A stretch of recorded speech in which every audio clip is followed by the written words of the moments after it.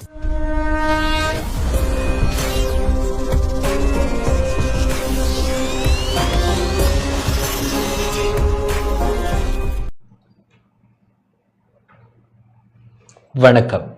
ஓம் தொலைக்காட்சியின் பிரதான செய்தி அறிக்கையோடு இணைந்திருக்கின்றோம்.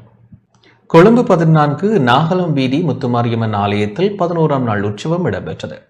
கொழும்பு 14 நாகலம் வீதி ஸ்ரீ முத்துமாரியம்மன் ஆலயத்தில் 24வது வருஷாபிஷேகத்தின் 11ஆம் நாள் உற்சவம் சிறப்பாக இடம்பெற்றது.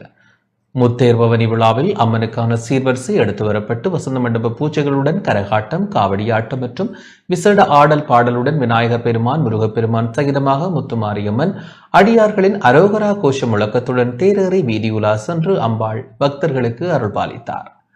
அறங்காவலர் குழு தலைவர் பிரதம நித்திய தேசிகர் விமலேந்திரன் தலைமையில் உற்சவகால பிரதம குரு காரிநகர் சிவாகம பாஸ்கரன் சிவஸ்ரீ துவாரகீச குருக்களால் உற்சவம் வழிநடத்தப்பட்டது.